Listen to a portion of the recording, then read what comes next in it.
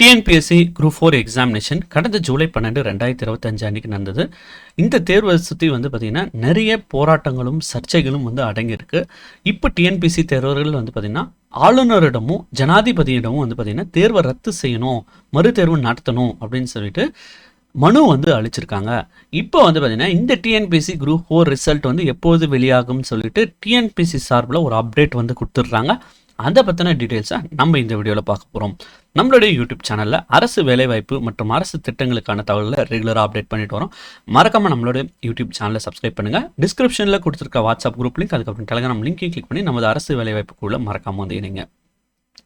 TNPSC group 4 examination கடந்த ஜூலை 12, 2025 அன்னைக்கு 3935 வேகன்சிஸுக்காக இந்த எக்ஸாமினேஷனை நடத்துகிறாங்க.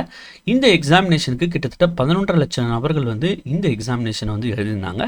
இந்த எக்ஸாமினேஷனை சுற்றி நிறைய சர்ச்சைகள் இருந்தது. அதாவது கேள்வித்தாள் எடுத்துகிட்டு வந்த விதம், அதுக்கப்புறம் ஆன்சர் ஷீட்டை எடுத்துகிட்டு போன விதம், அதுக்கப்புறம் தேர்வில் கேட்கப்பட்டிருந்த கேள்விகள் கடினத்தன்மையாக இருந்ததாக தேர்வுகள் சொல்லியிருந்தாங்க.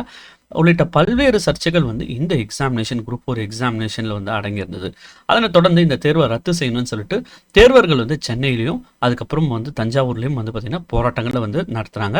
அதனை தொடர்ந்து பார்த்திங்கன்னா கலெக்டர் ஆஃபீஸ், அதுக்கப்புறம் பார்த்திங்கன்னா ஆளுநரிடமும் ஜனாதிபதியிடம் பார்த்திங்கன்னா பெட்டிஷன்ஸ், அதாவது மனு அளிச்சிருக்காங்க. இந்த தேர்வை ரத்து செய்துட்டு மறு தேர்வு நடத்தணும்னு சொல்லிட்டு இப்போ பார்த்திங்கன்னா டிஎன்பிஎஸ்சி ஒரு முக்கியமான அனௌன்ஸ்மெண்ட் கொடுத்துருக்காங்க.